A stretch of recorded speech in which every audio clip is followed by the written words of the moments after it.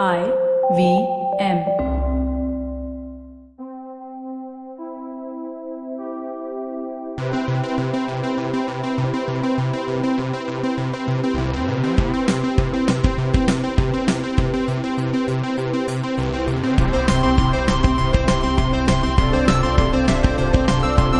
Hello and welcome to the Geek Food Bulletin. Now sometimes movies come out and sometimes they're not good enough for the fans. So what's this release the Snyder cut business? Oh, I thought you were talking about Elizabeth Banks and her... Oh, we'll get to that. What is this release the Snyder cut business? So, Release the Snyder Cut.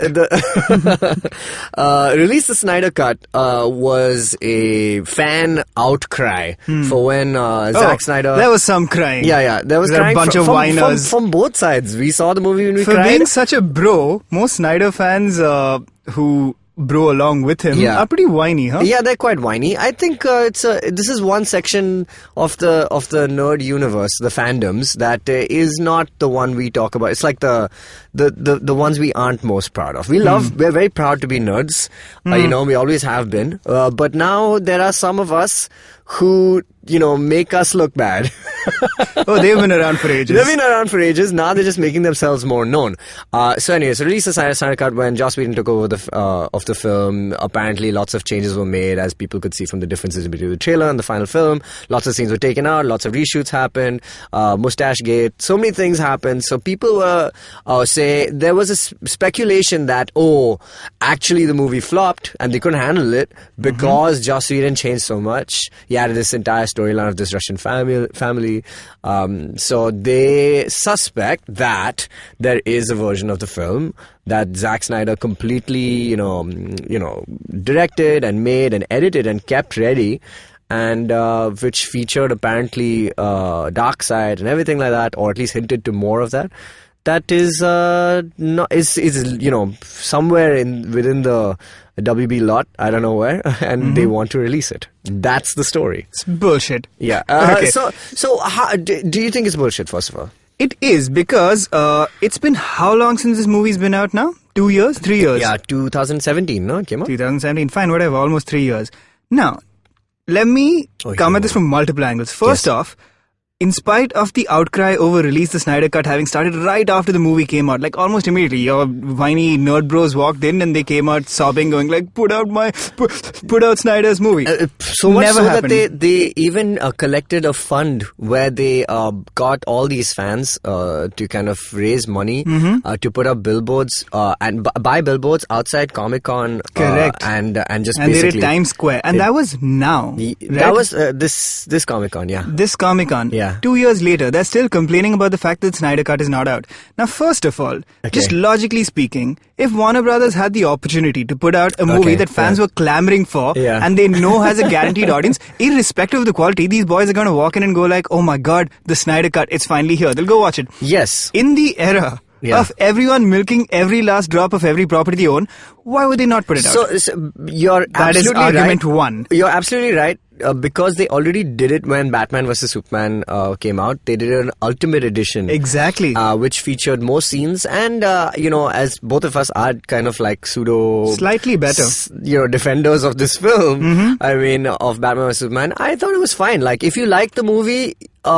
you like the Ultimate Edition. If you don't like it, you'll like it even less. So that. Yeah. But Suicide Squad notably has so many changes in edit and blah blah blah, and we never actually saw a separate cut that David Ayer, even the director, kind of went out and said that there is no other cut. This is the cut I am happy with. Yes. F you guys. Though, he also acknowledged that the studio changed most of the stuff, especially after the reception of the trailer, but he was like, this is my cut at the end of the day. He took ownership in a sense. He took ownership of it, though it was taken to the same people who cut the trailer and they cut the film. So that's really how that mangled mess happened. But for Justice League, though, it is interesting because there were reshoots. There are scenes that we did not see in the film. Yes. That replaced others. So for me, personally speaking, if I say release the Snyder Cut, it's just because I just want to see it, just because I don't give a shit. I don't care so much. Like, I thought the movie was absolutely piss poor and really bad, but I love the characters so much, I'll watch any cut. Honestly, I'll watch anything. So release it, sure. If it exists, I'll watch the shit out of it. That brings me to point number 2. multiple people from inside the Warner Brothers camp have said that there isn't really a cut because Zack Snyder wasn't fired from the movie. He didn't halfway through. His daughter passed away. That's why he had to leave. Yeah. He had to leave in a very abrupt fashion because of like circumstances outside everybody's control. Yes. At which point they brought on Joss Whedon. Yeah. And Joss Whedon didn't come in and go like, I've been hired to doctor the script or fix it in any way. He just went like, alright, I see where Zack is going. Yeah. But obviously, I'm going to make this movie now. My name's going to be on it at the end of the day. Look at so me. let me I'm put the in director some now. of my own. Exactly. Yeah. I'm the director now. So he didn't change it significantly. Yeah. Both him and Zack Snyder agreed that they were kind of happy with where they ended up in terms of a compromise. Yes. Zack Snyder, when the movie came out, and for at least a good year after, was like, well, it's fine, man. It's whatever. fine. Yeah, like, exactly. Joss did what he had to do. About a year ago, Zack Snyder started getting really antsy, just going like, I think man, he was really, my movie. You know, we spoke about this. Yeah, we've spoken about it before. But yeah, he got really... He went super bro. Exactly. He's always been. He just went extremely bro. I mean, I used to like the guy because I think he added some cinematic quality to these adaptations, comic book adaptations, especially since I love Watchmen. I think 300 is a perfectly fine film. So he came in with like some kind of cinematic like vision, which was very visual and very like almost ripped from the pages, which is what the fans always love. But I think he lacks the ability to kind of really make his own script kind of really fly off the page. Like he visually, I think he's still really good as a director. I think because, yes, he has one visual aesthetic that he's leaned on again and again. And I know why we're getting into a critique of Zack Snyder. We should actually talk about him full length one day. Yeah, one day we should. I mean, I'm not. But my main issue with him has been that aside from being like a purely visual stylist, he has, especially over time, lost what made him original in the first place. I agree. I don't think. I think he still makes like. You know the way, there was so much criticism of the Marvel films about they look so flat and very realistic, where comics should. I don't think you're not going to say that about the Zack Snyder movie. No, but the thing is that I can't say that either is right or wrong, right? I like the realistic kind of look of the Marvel films. That's why I go watch them. I think it's fine, and I think they've leaned more into now the colorful, cosmic kind of side of it, the very Jack Kirby side of it.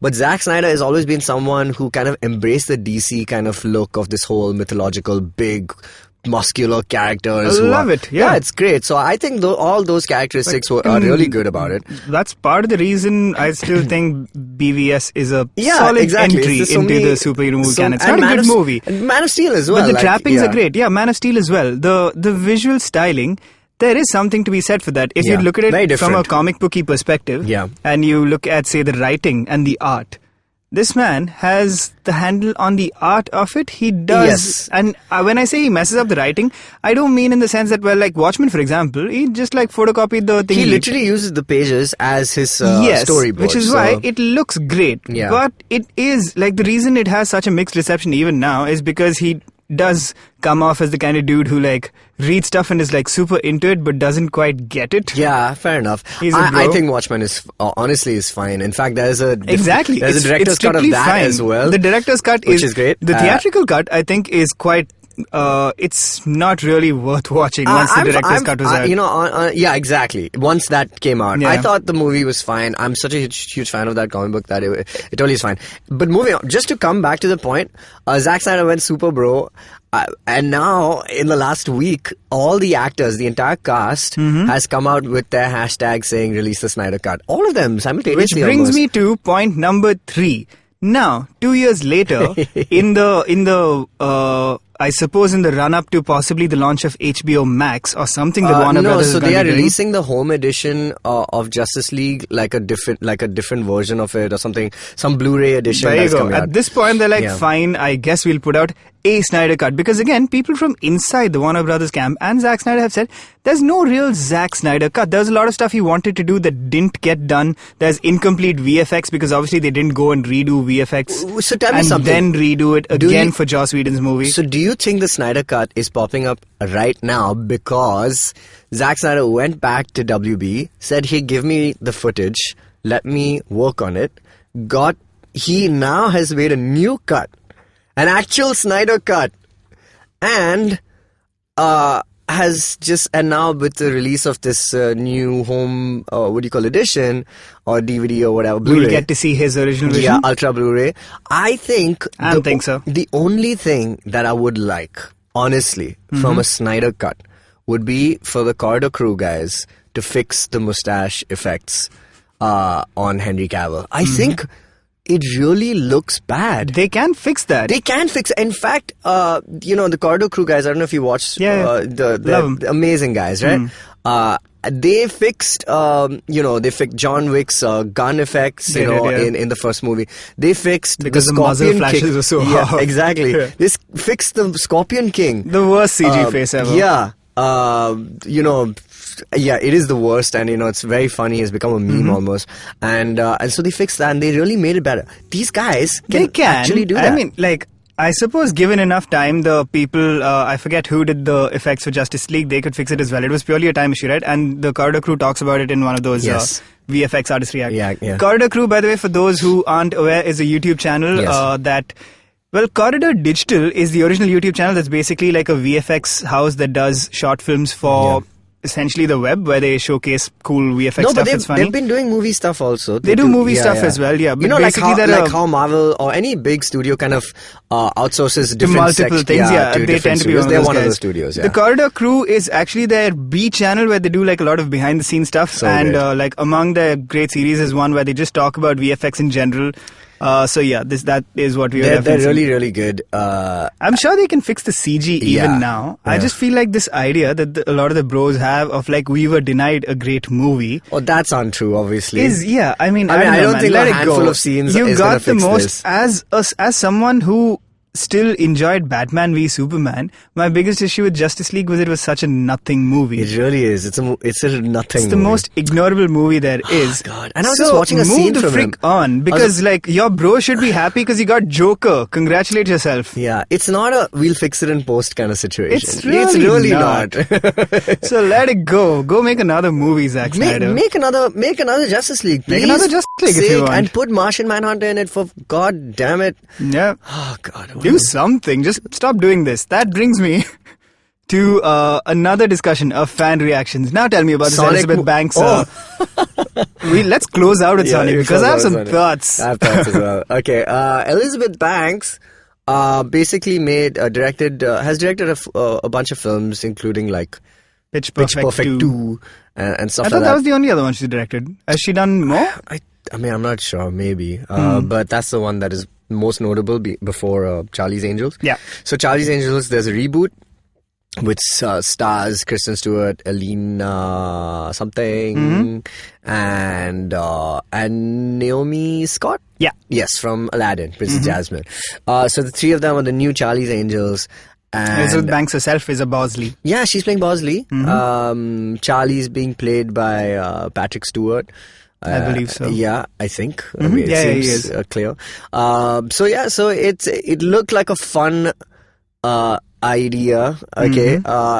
Did we ask for it? But do we ask for any movie, really, is the question. I mean, it was supposed to be like a goofy take on it, as was the original Charlie's Angels. Man, even that movie throttle. didn't take itself seriously Charlie's at all. Angels 2 Full Throttle may be one of the worst movies I've ever seen. By McG. The one and only. It's incredibly... It's up very there with poor. Too Fast, Too Furious, Harry Potter, The Chamber of Secrets. Is it all sequels? No, I think Full Throttle is way worse. Full Throttle is just like poor quality in every sense. It's just bad. Yes. Anyway, so basically they made this film. The movie's actually been received fairly okay. It's got like 60-70%. Okay. It's in the 50 to 60% range. Have you seen it? Have you seen it yet? Not yet. Okay. I think I will probably go and catch it this week. But basically what's happened there are too many good movies to catch this week for us to go This honestly doesn't look Angels. like a great movie. It looks like a fun time pass movie. Yeah, that's it. It just looks... And I love those movies. You know that. This is straight up my alley. So anyway, it got like some 60% or something in Rotten Tomatoes. More importantly, it did very poorly at the box box office in the sense that it recovered like 10% of it's a huge loss for something. Sony, right? It is, and obviously that's not a done deal yet. But why this has come? No, Sony put out a statement saying this is a huge loss for us. Yeah. Did they? Yeah. One of the people from that's ridiculous. Why would they do that? I mean, saying that it's already because they have to make it back in the first. Nowadays, you have to make it back in the first week, right? Like that's no. I mean, why would they put out a statement saying it's a I don't know if they loss. put out a statement, but one of the box office reports saying, according to a source, somebody spoke at somebody. Exactly. The box office reports are pretty clear in the fact that it didn't recover a lot of money. Now, people asked Elizabeth Banks about that, and they said, like, what is the deal with this? Like, do you think you should be, are there any prospects of you doing another one now? And Elizabeth Banks, very rightly, I feel, said, like, man, you've done like 37 Spider-Man movies. Correct. And so like, something she said, yes. Yes. She said, because you've done like, there's so many Spider-Man films, you can do a Charlie's Angels films every now and then. Absolutely right. Yeah. Then she went on and said, yeah. Then she went on and said, but what about like Captain Marvel, if you're saying that, this is because, it's a very male industry, or whatever, people don't want to go out and watch like 3 female heroes kick ass. Yeah. What's that about? She's like, they cited Captain Marvel or Wonder Woman, and she said, those are still male dominated genres. And because they're part of larger stories, that's why they still have an audience. Yeah. And and basically she went out on this rant and blah blah blah. And I she thought didn't really. She gave a pretty straightforward answer to a very asshole-ish question about like, well, do you think you'll have a sequel now? First of all, she's very upfront about the fact, like, another thing she said was, well, if you're gonna have a flop, then you might as well, like, make sure you 4X stamp it, because she acts in it, she directs it, she is a producer, I think she was involved in the script or something, but basically she did, like, quadruple duty, and she's saying, like, I'm owning it, man, whatever, it didn't make its money back. Secondly, I don't think she's wrong. She's not entirely right in the sense that I don't think it's purely the fact that it's 3 women that's the marketing that is the reason for its failure. I definitely believe that's a factor. Another factor is the fact that it's just not marketed very well at all. I don't think it was marketed well, and here's the other thing. That's far from the only factor. I think it's dumb to say that, because those are male-dominated. As a straight male, I want to see a Charlie's Angels film. You will always be an outside case, Tejas. You can't use yourself as like a sample size. Sorry. No, I feel like that is unfair. True. You're not a release the Snyder Cut bro either. No, but the fact is there is a movement that says release the Snyder Cut. There are 3, what do you call it? Ostensibly hot women in this film kicking ass and being funny, and Patrick Stewart. As a regular male guy, why would I not watch this movie? Like, well, why didn't you? Why hasn't a lot of the male population? I already said I am going to go watch it. That's why I'm saying you're an exceptional case in that sense. The broad thing, where I don't think she's wrong, is when she says that these are male-dominated genres. Of course they are. Why didn't Marvel make Captain Marvel till now? No, I agree. Why is there still no solo Black Widow movie? They've always been male-dominated genres. I'm saying it's okay that they're I'm not saying it's okay that it's male-dominated, but I'm saying the rule also applies to them. I'm saying male viewers ought to go and watch this film. They ought to, but they don't. I think there's a very different... exactly, there's a line between this. The original Charlie's Angels was marketed, I think, in a very different way. And especially in like the Full Throttle era, like what was it, Charlie's Angels or Charlie's Angels Full Throttle, that started with like Cameron Diaz in her underwear just like dancing for 5 minutes? That's probably, I don't know, second one. Might be this. I think it actually might be the first, but very male gazy, no? I think another point that she has, which is definitely acknowledged, is acknowledged by me, as being right, and I think most people, is that she's not just referring to the genres in terms of the stories, it's also who is telling these stories. Because as a female director who's possibly on her like second or like in the start of her career, Pitch Perfect 2 still relatively successful, we're not even talking about the quality of her movie. Yes. But we are saying McG, in spite of making Charlie's Angels Full Throttle, still has a fine career. And yet here people are asking questions I about don't know Elizabeth why. Banks. He has terrible films. Exactly. Except for Terminator Salvation. I mean, which is fine. He made a freaking Terminator movie after making Charlie's Angels Full Throttle. Jeez. So, Yeah, the other that's question true. is, why are these questions being asked of Elizabeth Banks when with most I other... think that's stupid that, I don't think you can put the blame on her. Like, she made a good film, it's decently reviewed. If it doesn't do well at the box office, that's not her problem. And there are directors who've made literally quality-wise terrible films who still keep getting chances to make every other Bollywood director. huge movies. Exactly. Okay, but I just think that her film is not an exception to the fact that, if I go watch Captain Marvel, I should also go watch Charlie's Angels. I think that for me makes sense. I don't know why she feels like her film is excluded. No, I don't think so. I think there's a significant contingent of people who aren't watching Captain Marvel because it's a female-led movie or because of any reason other than the fact that it is a part of now a giant storytelling empire. I feel like if Captain Marvel, and this is a very canny decision on Marvel's part as well, they didn't bring in like a female-led movie or like a Black Panther until well into the point where you come in for the Marvelness of it all and not necessarily anything else. Well, it's been a while since that happened. Yeah. Has this area become safer? Not anymore. Okay. Yeah. So the fact that people are coming in, the fact is that people are probably coming in, and by people, I obviously mean the vast majority of the kind of fan we are talking about, and the ones who give us a bad name, are coming in because of the marvelness of it all, and there's a very high possibility that if this was a standalone film, say a Captain Marvel, it wouldn't do nearly as well as it did. If it was a standalone film, or say it was what they maybe launched you're with, right, because actually Captain Marvel would never have started the empire that Iron Man did. Unfortunately, I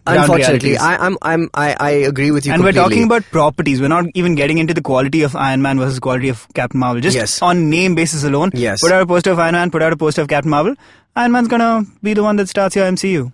I agree. I think Iron Man is a better film. Than That's Captain what I'm Marvel. saying. I'm not talking about the films themselves. I'm saying just on the concept alone. Yes. Suppose but you know what I do? I am still in outrage that Atomic Blonde does not get the viewership it deserves. It's like one of my favorite films. Kick-Ass, Charlize Theron. Is there an Atomic Blonde 2 happening? No. There should be. There's amazing.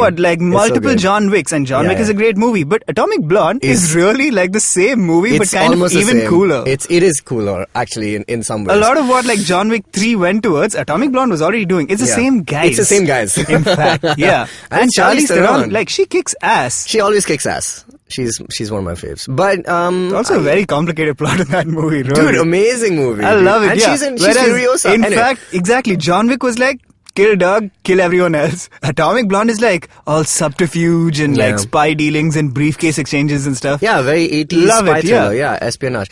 I'm still kind of bummed out about that film. So I get your point. I think you're right. But I think Charlie's Angels is still also a big IP. I'm not sure why. Because when I saw the trailer, I was just like, oh, cool. Elizabeth Banks directing. That's cool and fresh. I want to watch this movie. I've only not seen it because, I was in the hospital. But the other thing is that it's also a tough week, man. There was 2 other films that came out last week, which was Ford versus Ferrari, which has 2 It's Ford v Ferrari. Ford v Ferrari. Yeah. Legacy names, whatever you want to call it. But and another with what's his name, with John with Woody Harrelson. Can't remember the name What's of the this film. now? Yeah, he's out in another film. So is it the war movie? Yeah, the one which looks terrible. The Roland Emmerich one. Yes, the one which looks terrible. So Roland Emmerich, another dude that I'm suspect of now. Yeah, he's always trying to kill the world. Yeah. He caused global warming, He started it. With The Day After Tomorrow. Yeah. It didn't exist before that. Yeah, I know. And then he made it real. You went and you made it real. Yeah. Why you gotta do that, Roland? Okay, so that's the thing. It is. I think it's, I mean, I don't know, maybe you're right and I'm in a different kind of position. I want to watch Charlie's Angels. I am saying the same thing. I'm saying you're in a different kind of position. Now, it's not... why are we not the majority, Dinkar? That's the problem. Why? I don't know why. I don't know why these boys are so whiny. thinking with their brains. I don't know. And like the mistake we sometimes make is that we think, oh, we think this, other people should think it too. Apparently they don't. And a lot of people are dicks. I think we're fairly in the right. Man, we should be opinion leaders. We are. We're not. For like the few people who listen to our podcast. To this show. Yeah, but the couple who do, their opinions, they're golden. Okay, chalo, tell me about Sonic. Sonic is back with a makeover. What did you think of this makeover?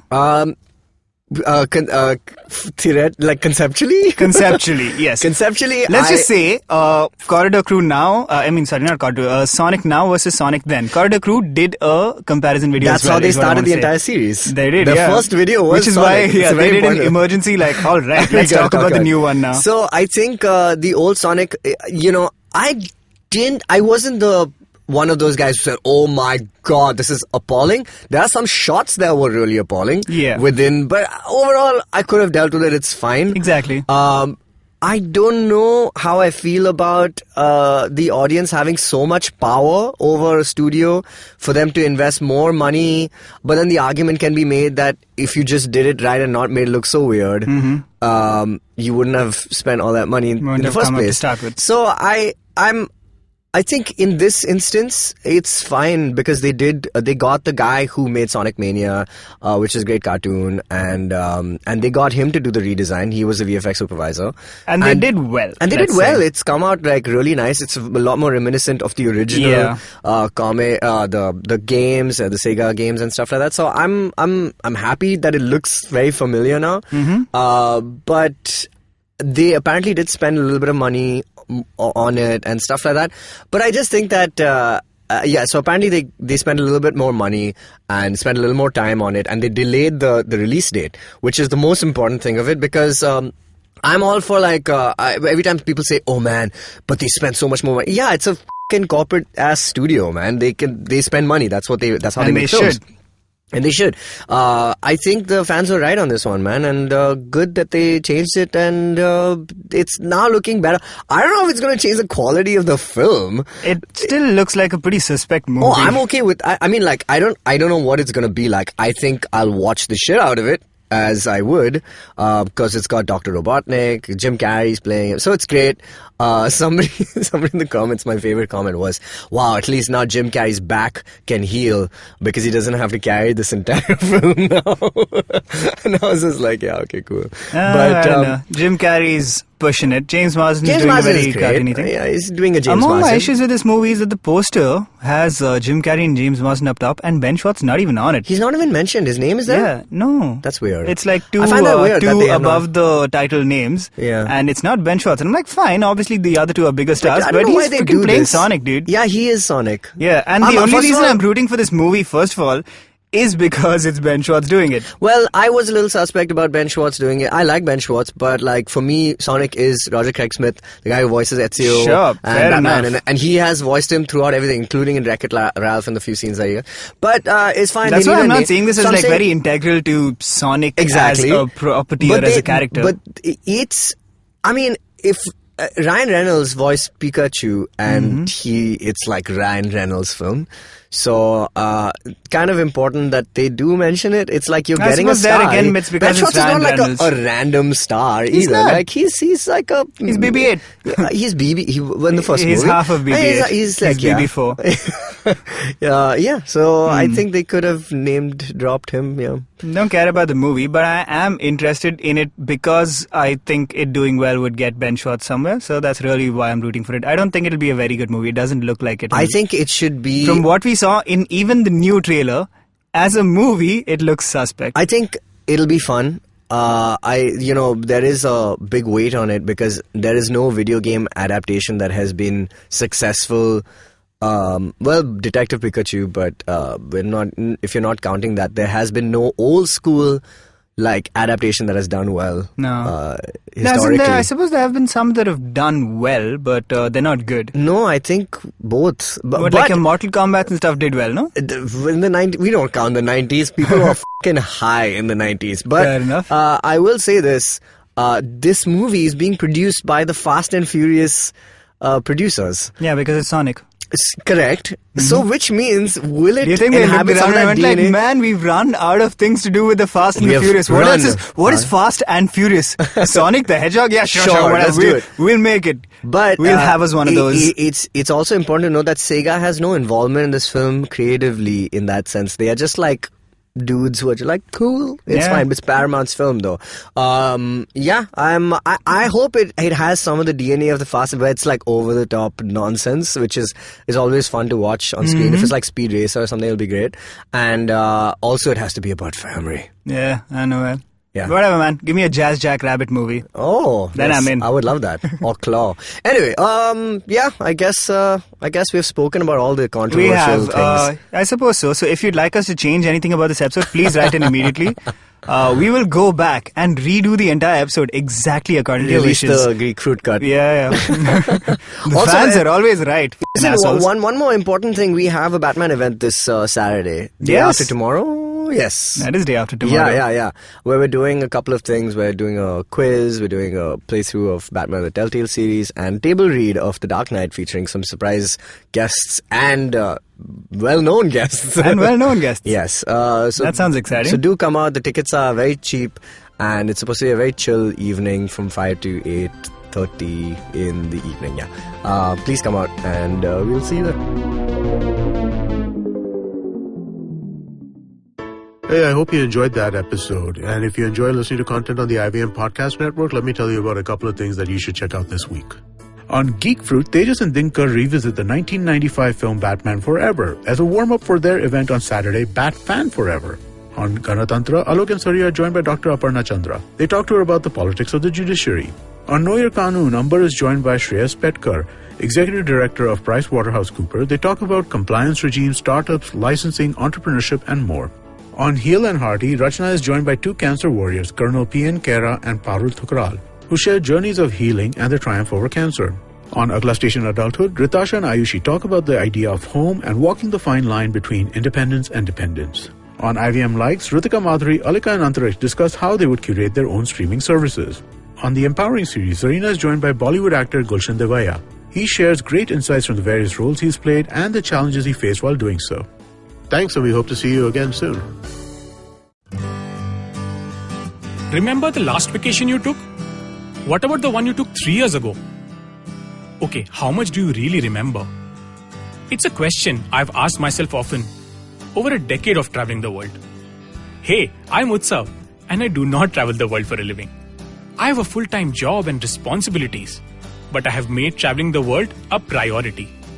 Priority enough that I negotiate extra leave in my job contracts, obsessively track my frequent flyer miles, and I'm willing to take off at the sight of a cheap ticket. Yes, I am cheap. I have lived and worked in 3 countries.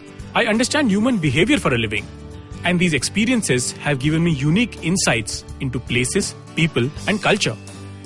With over a decade of travel behind me, I increasingly realized one thing, that we cannot see everything. So whatever we see, we must see deeply. Because as the film of memory decays, the imprints which will stand the test of time are the ones felt by the immersion of the senses, not by fleeting encounters with them. Postcards from Nowhere is an immersion into the world of slow travel, one story at a time. Tune in every Thursday on the IVM Podcast app, website, or wherever you get your podcast from.